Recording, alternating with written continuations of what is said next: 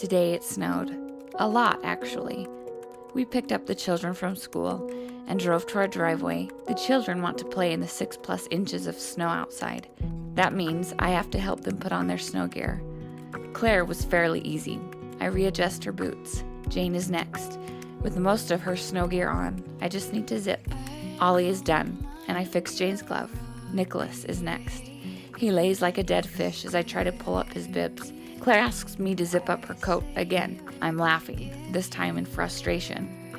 The cold hurts my burned skin and makes me feel achy. I start dinner. 5 minutes pass. Everyone is back. My imagination sees you like On August 16th, 2008, my husband and I were in an airplane crash. I was in a coma for 3 months. We both survived. I am Stephanie Nielson, and I am not my body. I loved you from the start in every single way.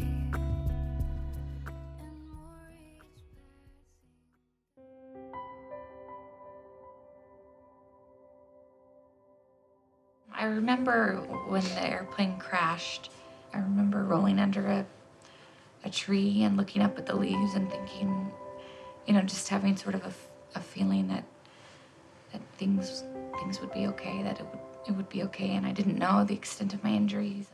I remember the therapist working with me and challenging me to get better because they said, you need to get better and be at Stephanie's bedside when she wakes up. Their hospital rooms were definitely a sacred place because there was, miracles happening in there every day. Notes and cards from everywhere were on the walls. And so that when you walked in, you felt a real feeling of love and prayers. It's a remarkable thing to be on the receiving end of so much faith and love and effective prayer. I remember waking up in the hospital. Coming out of the coma was really hard and painful. I just had the feeling that I knew that it was because of all of those prayers that I was awake and that I was going to get better. And it's one of those things that I've never felt before until this accident. Then when Stephanie was able to come out of her coma, didn't want anything to do with a computer, didn't even want to talk about a blog because she wasn't able to type or anything. Then her story evolved. I first started my blog in 2005, and I was living in New Jersey. I think it all started with Elder Ballard's talk that he gave about the internet and how we can use it to good use, and it sort of set the scene for, what I really wanted to do with the blog.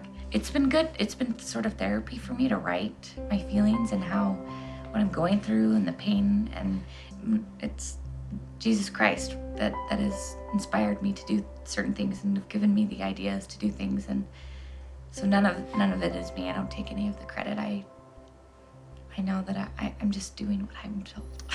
I just do it. I pray and then I get answers and then I do it.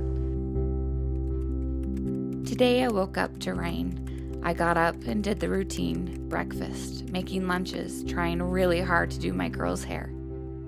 I was in the laundry room folding clothes, and I went to the closet, touching all the clothes. A wave of emotion took me over for a few minutes.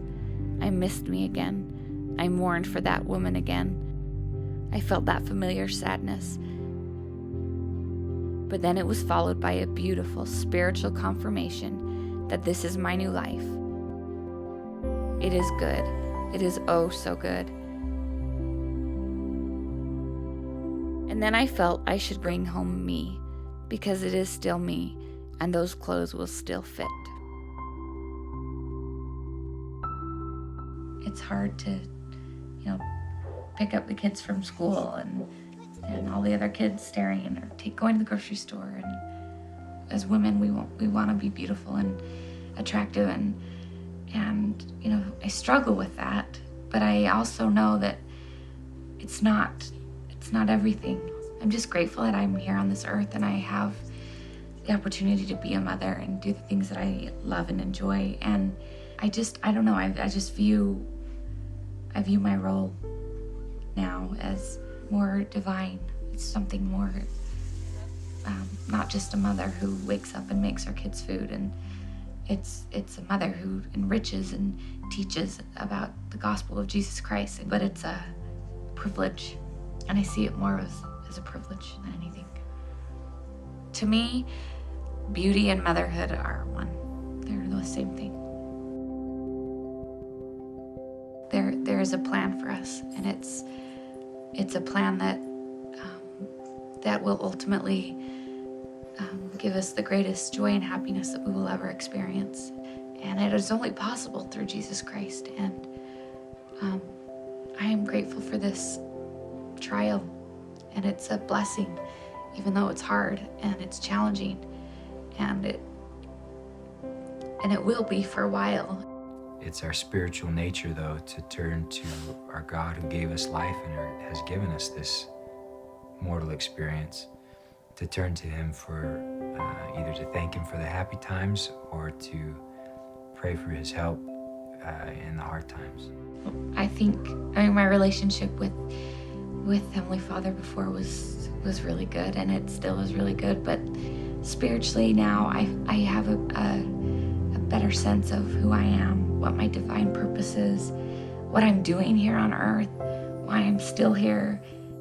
Life has a different meaning to me than it did before. It's all about your heart.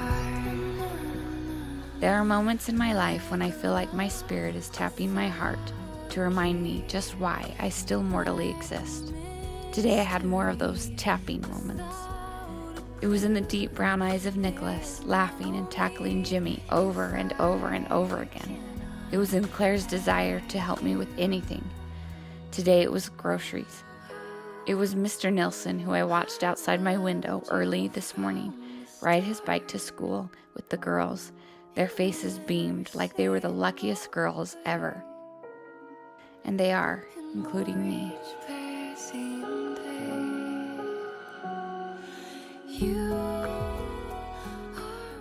When suffering, we may in fact be nearer to God than we've ever been in our entire lives. That knowledge can turn every such situation into a would-be temple. Regarding our earthly journey, the Lord has promised, "I will go before your face. I will be on your right hand and on your left. My spirit shall be in your hearts, and mine angels round about you to bear you up." That is an everlasting declaration of God's love and care for us, including and perhaps especially in times of trouble.